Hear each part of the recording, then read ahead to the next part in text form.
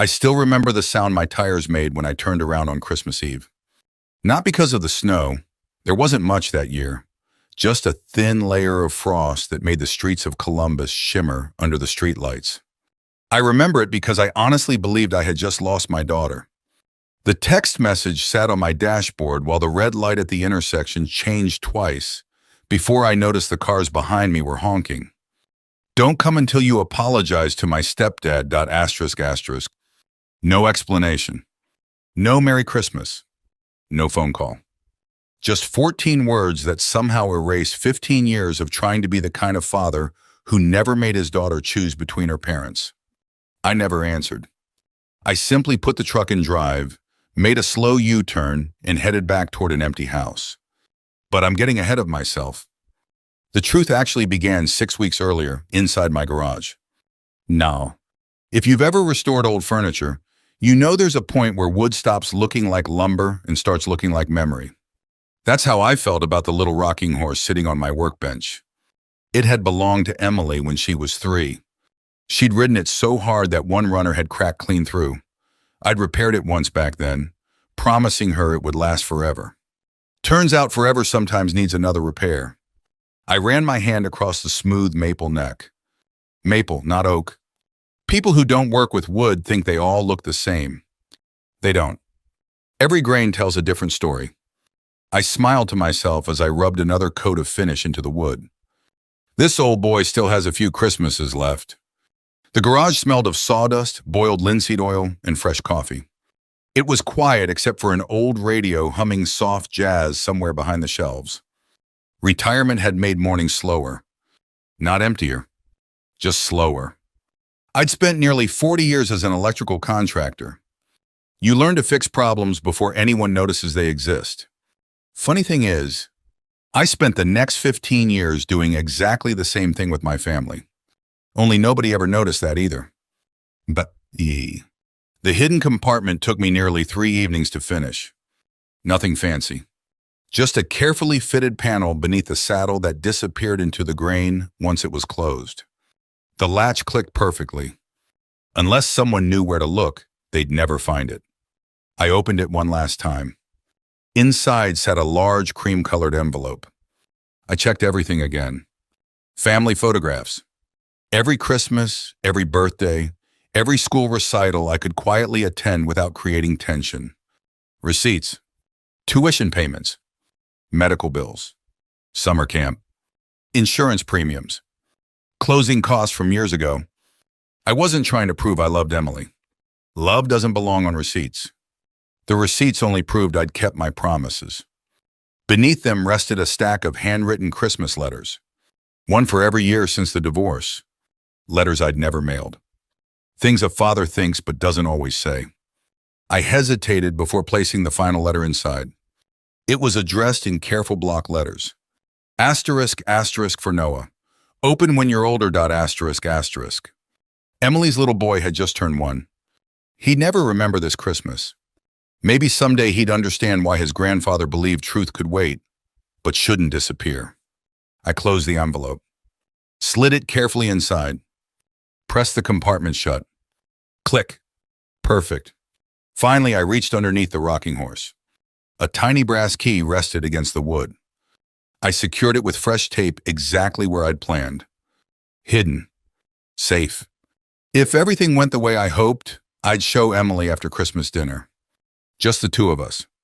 No speeches. No accusations. Just, there's something inside I think you should have. That was the entire plan. Simple. Quiet. Like always. 3 days before Christmas, my phone rang while I was reorganizing socket wrenches. Hey, Dad. Emily always sounded rushed in December. School concerts. Holiday crafts. A 1-year-old who had recently decided sleep was optional. You surviving? I asked. She laughed. Barely. I could hear Noah babbling somewhere in the background. Then came a loud metallic crash. Oh no! What happened? He discovered pots and pans. I smiled without realizing it. Some sounds never stop being funny. So, she continued, could you bring Noah's Christmas present over a couple days early?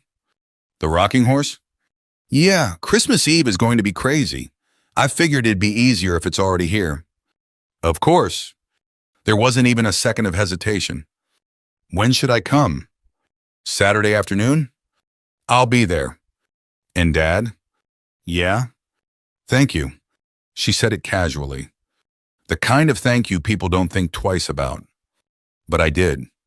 Parents remember those little moments, especially after divorce, especially when your daughter is grown. Day. December 22nd was colder than expected. I wrapped the rocking horse in moving blankets before securing it carefully in the back of my pickup.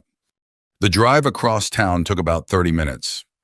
Christmas decorations covered nearly every block. Inflatable snowmen. Plastic reindeer. Lights hanging crooked from gutters. Emily opened the front door before I reached the porch. There it is. Noah bounced in her arms the moment he saw the blanket-covered shape. Easy there, buddy, I laughed.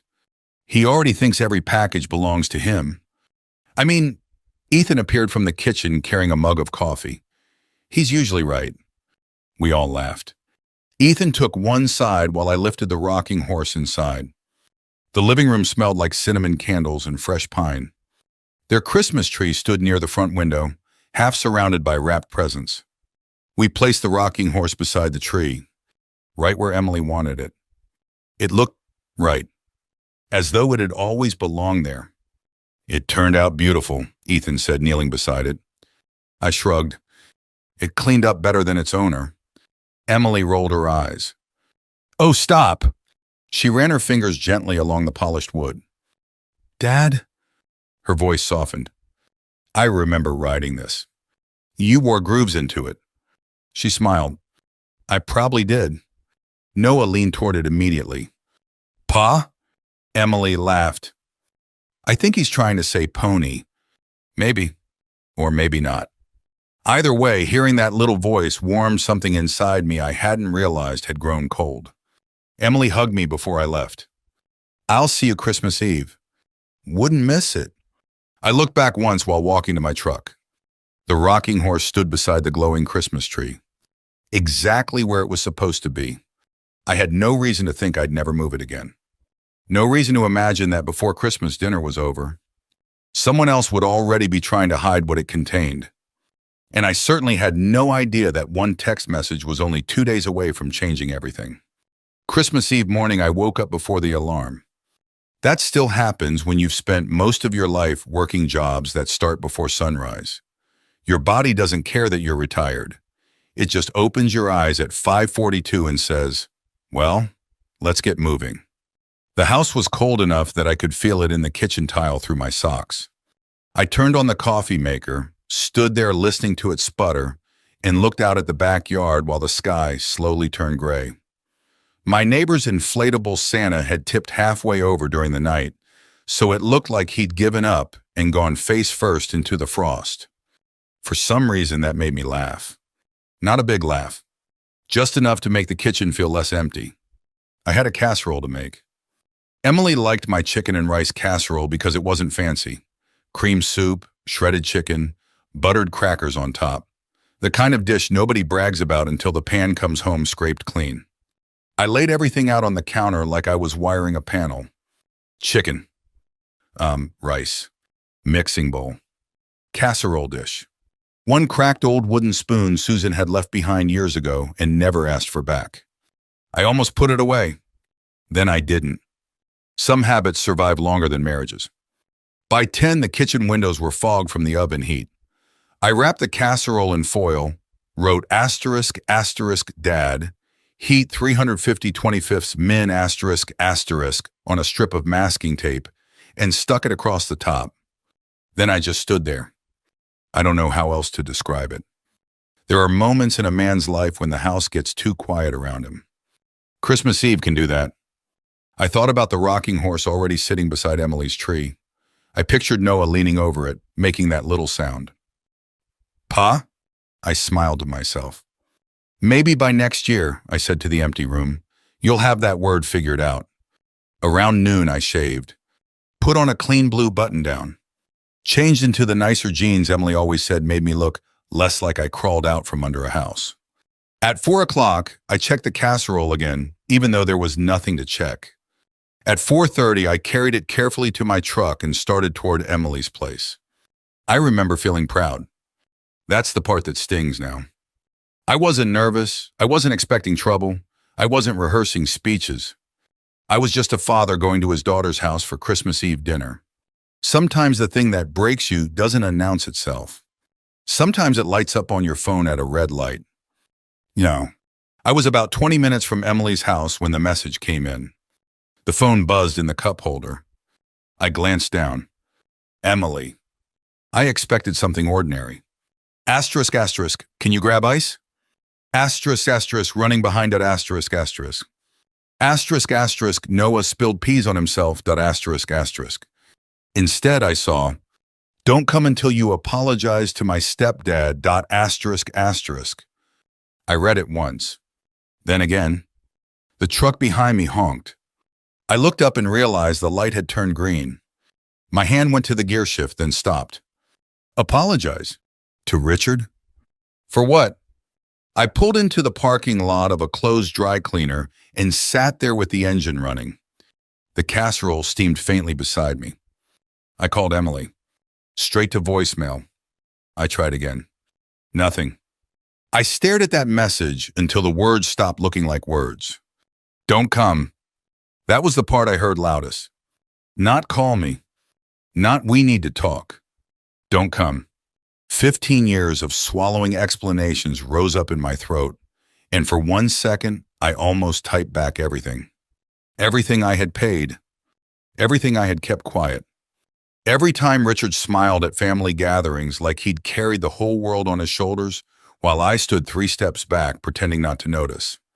But then I saw Emily at 16, crying on my porch after the divorce because she thought loving one parent meant betraying the other. So I put the phone down. I didn't send a word. I turned the truck around. The casserole slid against the passenger door when I took the corner too sharp. Easy, I muttered, like it was alive. Then I drove home. Back at the house, I set the casserole on the counter and didn't unwrap it. For a while, I stayed in my coat. I stood in the living room beside my old recliner, watching the colored Christmas lights blink across the window glass. The house smelled like warm chicken and cold air. That is a strange combination. One makes you think of family. The other reminds you nobody came through the door. I opened the freezer and found a frozen lasagna I'd bought on sale sometime in November. The box said, asterisk, asterisk, family size, asterisk, asterisk, which felt like a little joke at my expense. I put it in the oven anyway. While it cooked, I sat in the rocking chair by the front window. Not Emily's rocking horse. That was at her house where it belonged. Mine was an old wooden chair I'd kept for years, the kind that creaked if you shifted wrong. I held the phone in my lap. No new messages. At 6:30, the lasagna was still cold in the middle. I ate the edges standing over the sink. That was my Christmas Eve dinner. I wish I could tell you I was angry. Anger would have been easier. Mostly I felt tired. The kind of tired sleep doesn't fix. What I didn't know was that, at Emily's house, dinner had started almost on time. Ethan later told me the details, and some of them I can still picture too clearly. Emily came downstairs with wet hair, and Noah in clean pajamas with little green dinosaurs on them. Her phone had been on the kitchen counter earlier, unlocked, because she'd been following a recipe while trying to bathe Noah after he smeared mashed banana in his hair. By the time she got back to the kitchen, Richard was carving the ham like he owned the room. Susan was setting rolls into a basket. Ethan was pouring iced tea, and my chair was gone. Not moved to the corner. Not squeezed against the wall. Gone from the table entirely. Emily stopped with Noah on her hip. Where's Dad sitting? Richard didn't even look up. He's not coming. What do you mean he's not coming? Richard sighed like the question exhausted him. I told him we needed an apology first. He made his choice. Emily shifted Noah higher on her hip. What happened? Sweetheart, Richard said, lowering his voice in that polished way of his. Not tonight. That was Richard's gift.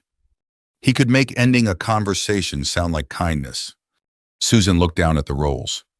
Ethan watched Emily's face. Noah pointed toward the living room. Pa? Emily's mouth tightened. Not tonight, baby.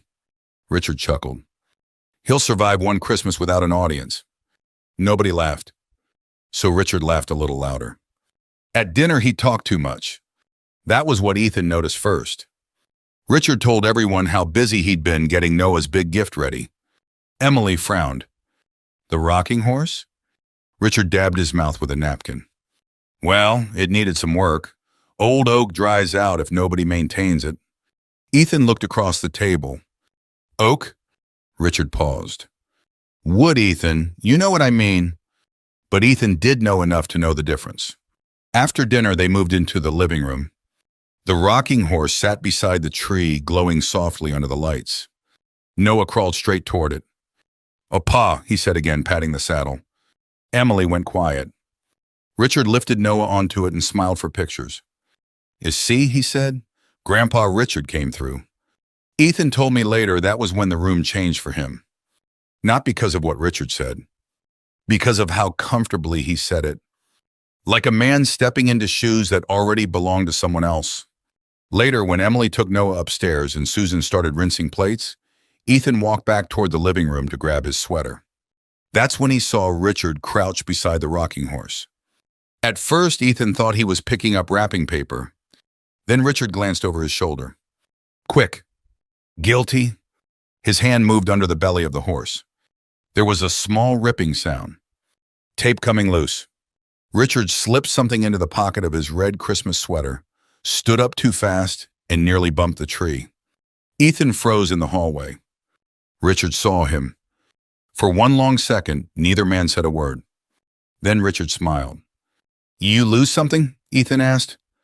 Richard patted his sweater pocket. No, he said, just fixing a loose edge. But his face had gone pale around the mouth. And Ethan, calm as ever, looked from Richard to the rocking horse, and knew something under that saddle was worth hiding. Christmas morning is supposed to feel softer. Even when you're grown, even when the kids have kids of their own, there's usually a hush to it. Wrapping paper on the floor, coffee brewing, somebody wearing slippers they got 10 minutes earlier. At Emily's house that morning started with Noah banging a plastic spoon against the tray of his high chair. Ethan was the first one downstairs. He told me later he hadn't slept much. Not because of Christmas excitement. He was 42, a CPA, and not exactly the type to lie awake waiting for Santa Claus. He kept seeing Richard's hand under that rocking horse. The quick glance over his shoulder. The little ripping sound. The way Richard had patted his sweater pocket and said, just fixing a loose edge. Men like Ethan notice details most people walk past. That was his job. Numbers either matched or they didn't. Stories either balanced or they didn't. And Richard's story had started running a deficit around dessert. Emily was still upstairs getting Noah dressed when Ethan stepped into the living room with his coffee. The tree lights were still on from the night before, glowing weakly in the gray morning. The rocking horse sat beside the lower branches, exactly where I'd left it on December 22nd. Noah's little hands had already smudged the shine on the saddle. Ethan crouched beside it. He didn't touch anything at first. He just looked. The belly of the horse was smooth. No loose edge, no broken trim, no piece hanging off the way Richard had implied.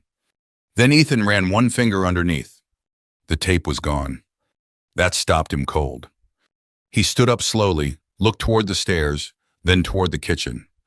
Emily called down, "Coffee still hot?" "Yeah," he answered too quickly. "I think so." He didn't tell her. Not yet. He wasn't hiding it to protect Richard. He was trying to protect Emily from one more Christmas morning turning into a battlefield before he even knew what he'd found. That was Ethan. Careful first, then certain.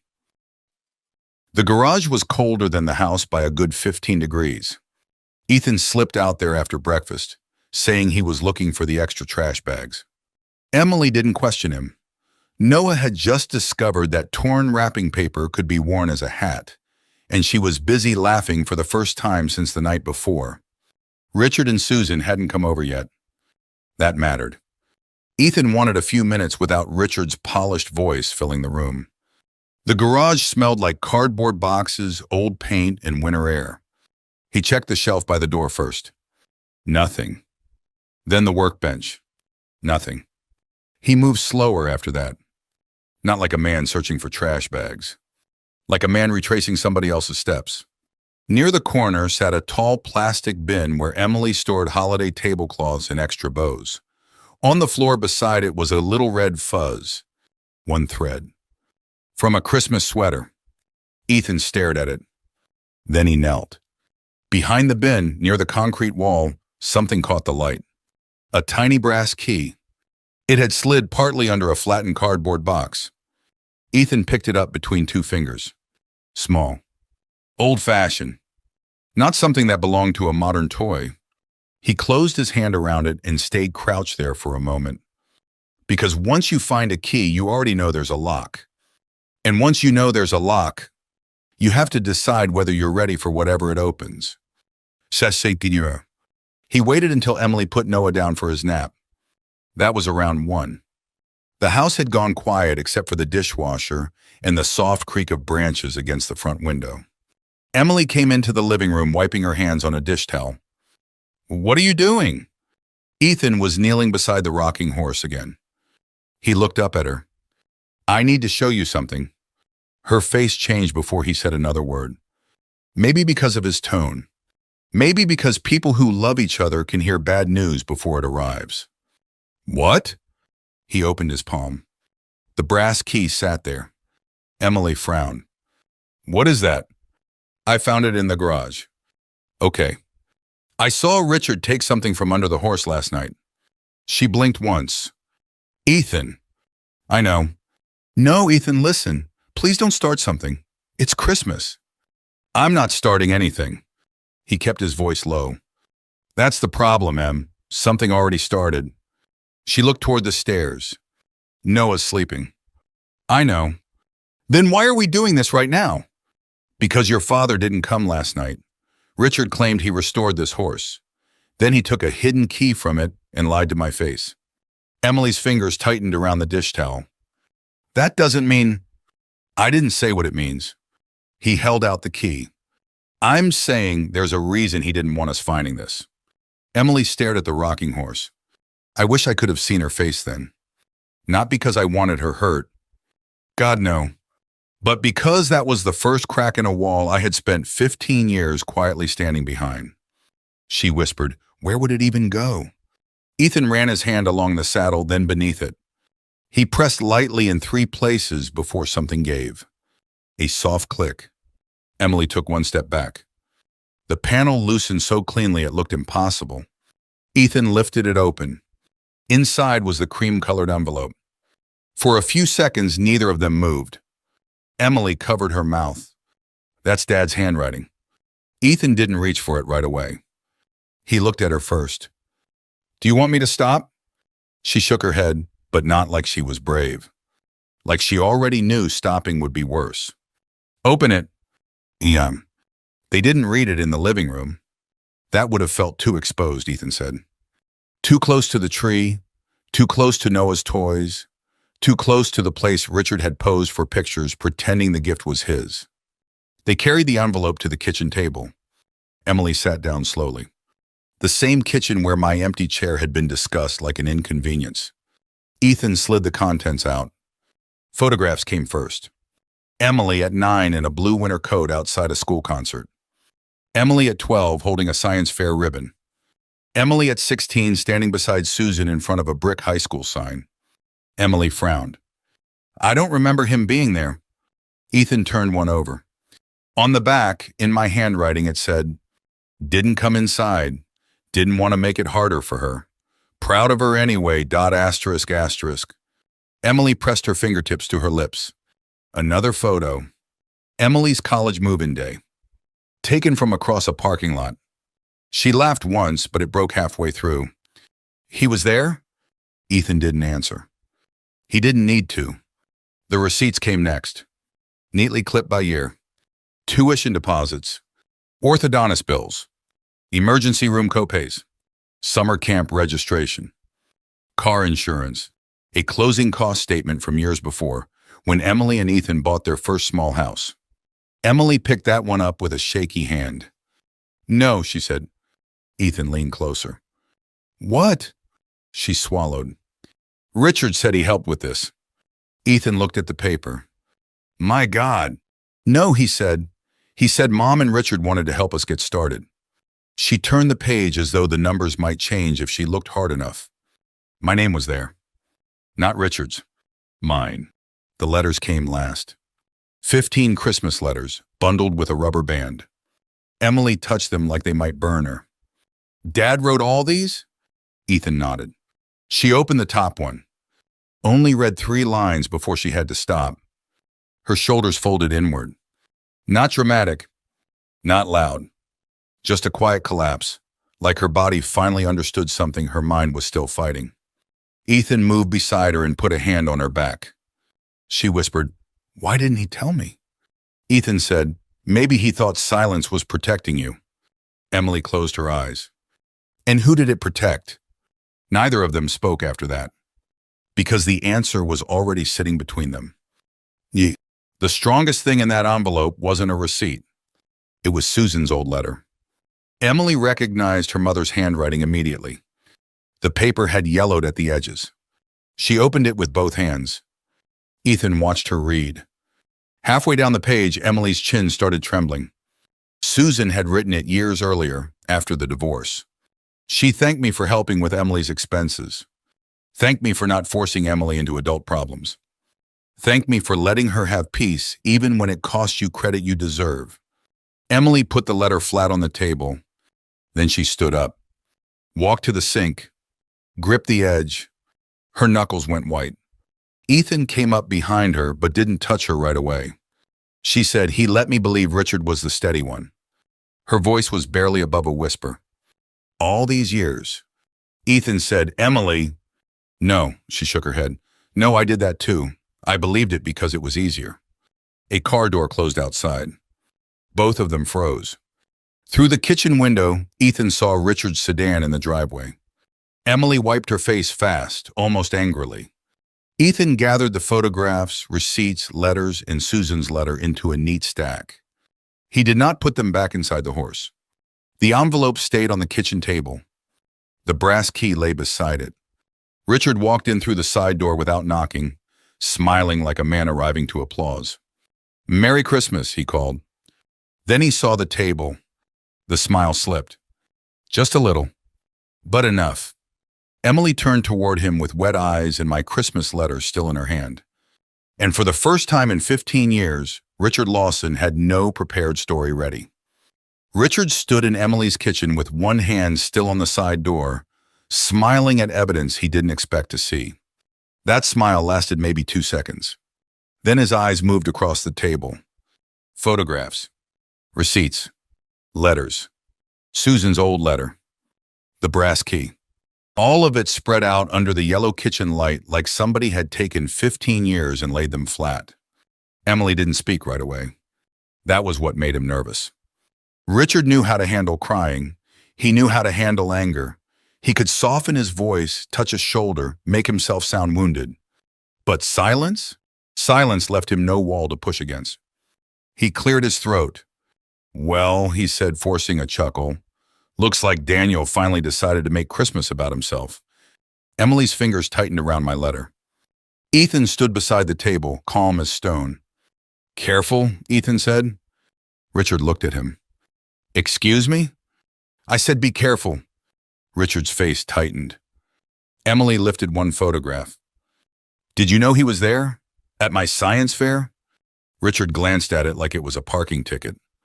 I don't remember every little school event from 20 years ago. It says he didn't come inside because he didn't want to make it harder for me. Richard waved a hand.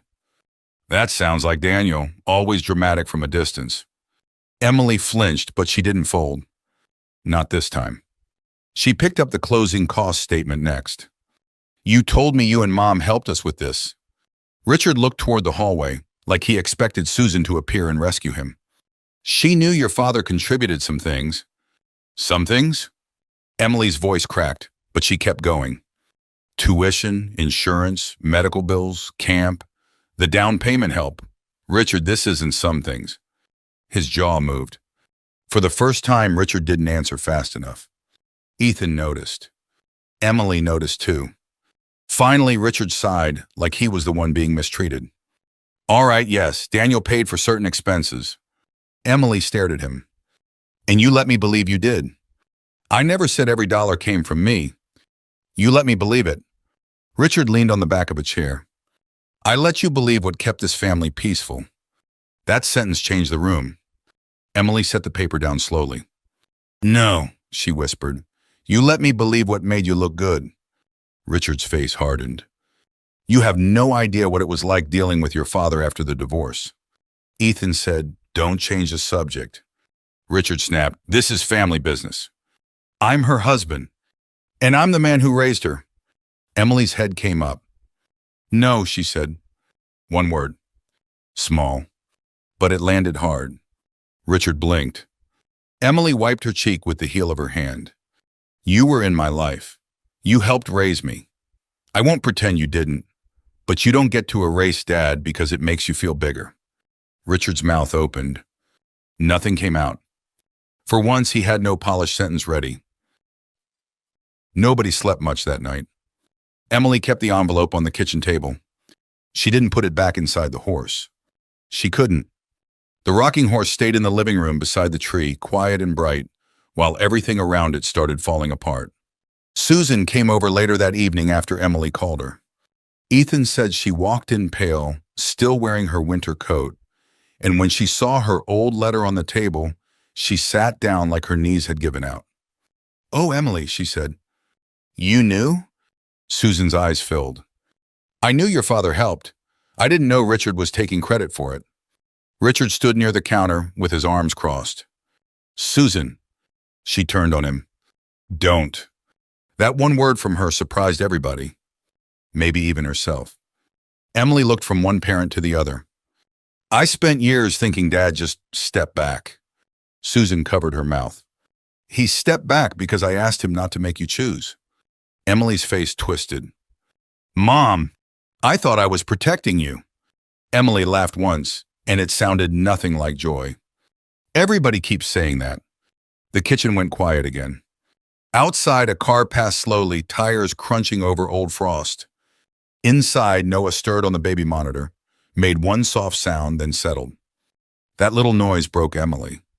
She turned away from all of them, pressed both hands to the counter, and cried without trying to make it pretty. Ethan went to her. Richard didn't. And that, more than anything, told Ethan who Richard really was. So, the next morning, December 26th, Richard tried to rebuild the lie. That's what men like him do. They don't apologize first. They explain. Emily had barely poured coffee when Richard arrived again, carrying bakery muffins nobody wanted. He set the box on the counter. I think emotions ran too high last night. Emily didn't touch the coffee. Ethan leaned against the sink, arms folded. Richard looked at the table. The envelope was still there. The brass key still beside it. His eyes flickered toward it. Emily saw that. I want the truth, she said. Richard exhaled. You have pieces of it. No, I have Dad's receipts, Dad's letters, Mom's letter. I want your truth. Richard's voice softened. Sweetheart, your father never corrected anyone. Emily stared at him. What? He had chances, birthdays, graduations, Christmases. He could have spoken up. He chose not to. Ethan said, that doesn't explain you taking credit. Richard's hand tightened around the edge of the muffin box. I did what fathers do. I kept things stable. Emily's face went still. You knew. Richard hesitated. Too long. You knew he paid those bills, she said. I knew he contributed. You knew the whole time. Richard looked away.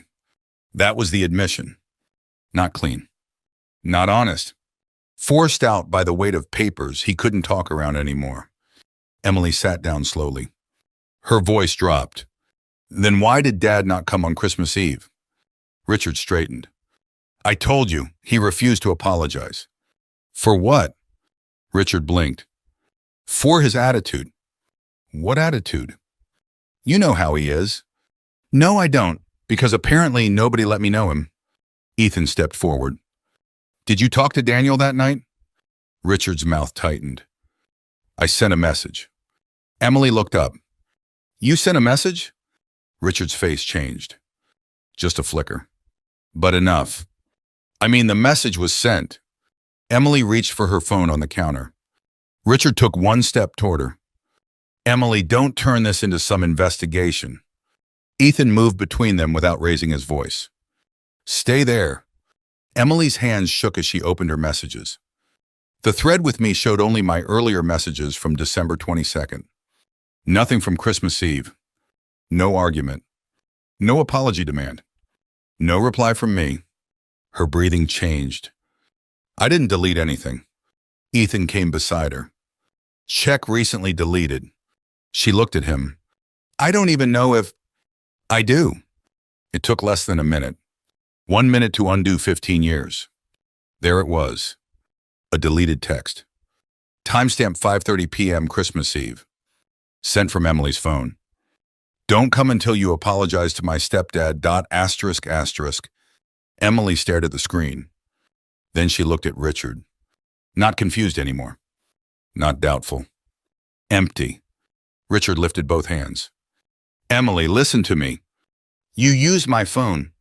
You were overwhelmed. Noah was crying. I was trying to avoid a scene. You used my phone. Her voice rose on the second one, sharp enough that Noah began crying upstairs. Susan covered her face. Ethan whispered, I'll get him. But Emily shook her head. No, I'll go. She walked past Richard like he wasn't there. Halfway up the stairs, she stopped. Without turning around, she said, You made me hurt my father. Richard said nothing. The baby cried harder. Emily kept climbing. And downstairs, beside the untouched muffins and the open envelope, Richard finally looked afraid. Nah.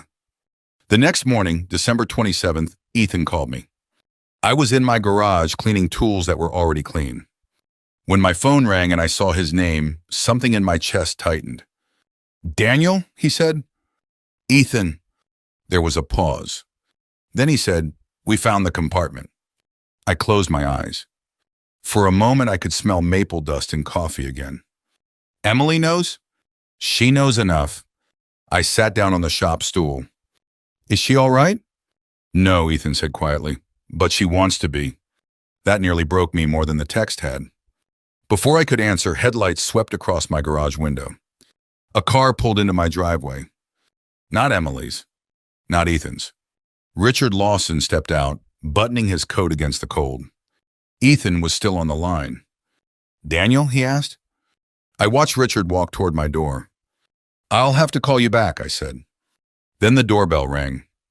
When Richard Lawson showed up at my door on December 27th, I knew before he opened his mouth that he hadn't come to apologize. Men who come to apologize stand differently. They look smaller somehow. Richard stood on my porch with his shoulders squared, his wool coat buttoned neat, and that same public smile he used at church potlucks and school fundraisers. The one that said he was reasonable, respectable, and prepared to forgive me for making things uncomfortable. I opened the door but didn't invite him in. Daniel, he said.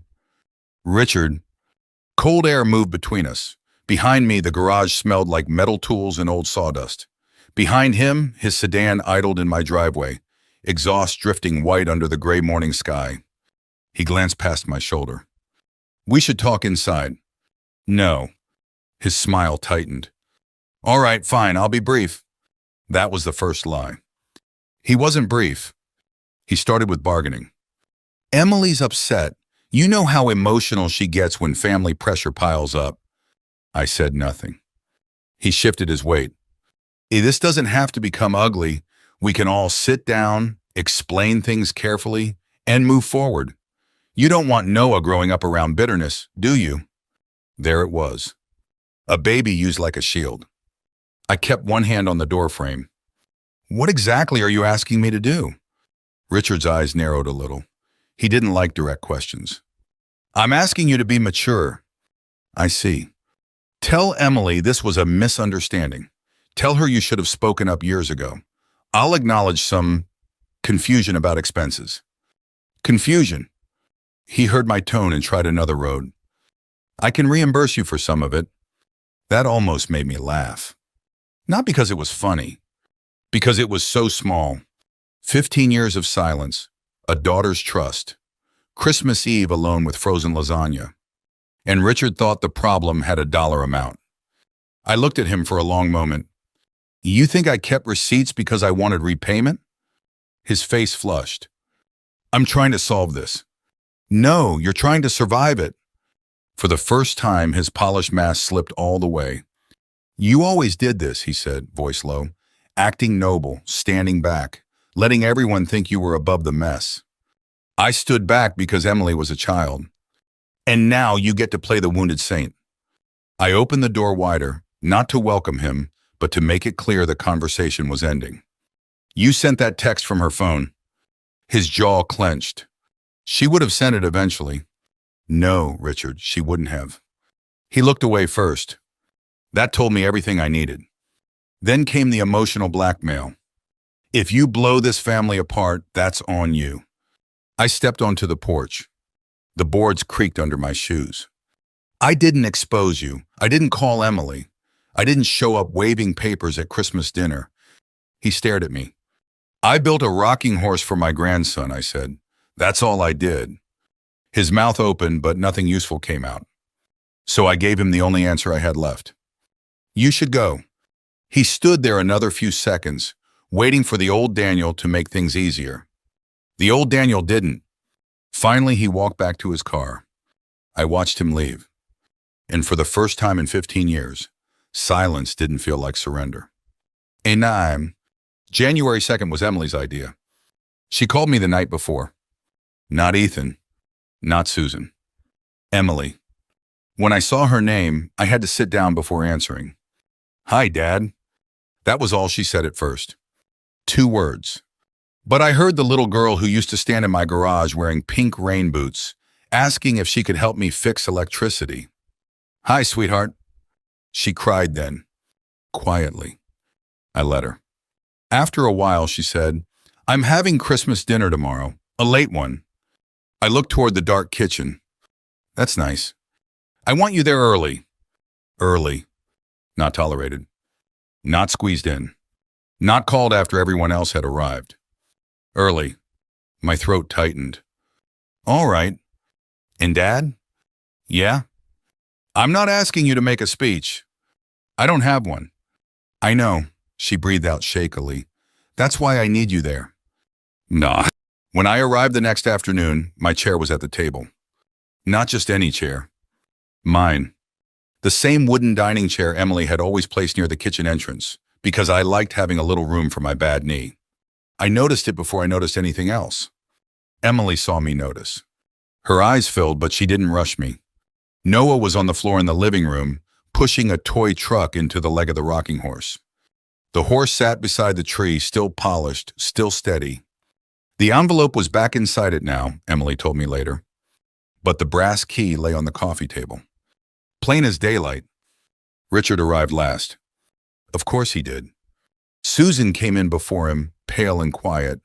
She hugged me at the door and held on longer than she ever had after the divorce. I'm sorry, she whispered. I said, I know.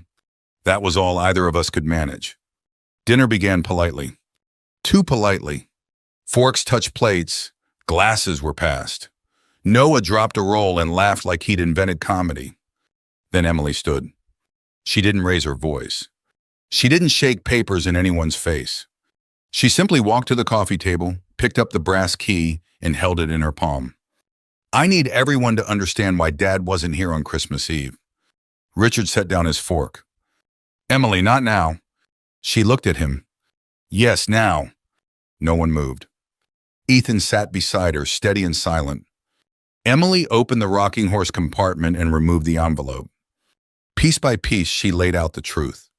The photographs, the receipts, the letters, Susan's old note. She didn't embellish. She didn't accuse beyond what the evidence showed. That made it worse for Richard. Because there was no drama for him to attack. Only paper. Dates. Handwriting. Facts. When she reached the deleted text, Richard pushed back his chair. I won't sit here and be humiliated. Emily looked tired when she answered. Then don't. He stared at her. For one terrible second, I thought she might soften. Old habits are stubborn things. But she didn't. Richard looked around the table, searching for one person willing to rescue him. No one did, so he left. The front door closed hard enough to rattle the wreath. Noah startled. I picked him up before thinking. He settled against my chest, one hand gripping my shirt. Pa, he mumbled. Emily covered her mouth. And this time, nobody corrected him. Nah, healing did not happen that night. I don't want to lie about that. Emily apologized, yes. She cried. I cried too, though I turned my face toward the window because some habits take longer to die. But trust doesn't rebuild just because the truth finally gets invited to dinner. It came back in small pieces. Coffee on Saturdays. A call on a Tuesday because Noah had a fever, and Emily wanted to know what I used to do when she was little. A trip to the hardware store where Ethan asked me which drill set was worth buying, then actually listened. Susan and I had one hard conversation in a diner off Henderson Road. She admitted she had chosen peace so often that she stopped asking who was paying for it. I told her I had done the same. Neither of us left proud. But we left honest. More of Richard's lies surfaced over the next few months. Nothing as big as the text, but enough. Stories polished too smooth. Credit taken too easily. Apologies avoided like potholes. Emily stopped calling him Dad Richard, then stopped calling him much at all. I never told her what to do. That was her road to walk. Mine was simpler. Show up. Answer the phone. Hold Noah when he reached for me. Let Emily see that love didn't need a performance to be real. The next Christmas, I arrived at Emily's house before noon. She had asked me to. The porch smelled like pine and cold air. Inside, homemade lasagna bubbled in the oven. Not frozen. Homemade. Emily smiled when she saw me looking at it. I figured you deserved a better Christmas Eve dinner this year. I swallowed hard. Noah came running from the living room faster than his little legs could manage. Grandpa! He hit my knees with both arms. Behind him, the rocking horse stood beside his own little Christmas tree, the envelope tucked safely back inside, the brass key now on my key ring. At the dining table, my chair was waiting. No speech. No drama. Just a place. Emily walked over, touched my sleeve, and said one word. Dad? And that was when I finally understood. I hadn't lost my daughter that Christmas Eve. I had only stopped protecting the lie that stood between us. If this story meant something to you, I'd love to hear your thoughts. Have you ever stayed silent to protect someone, only to realize that silence was protecting the wrong person? Share your story in the comments. And if you enjoyed listening, don't forget to like, subscribe, and come back for more stories about family, second chances, and standing up for yourself. Until next time, take care of the people who truly deserve your love.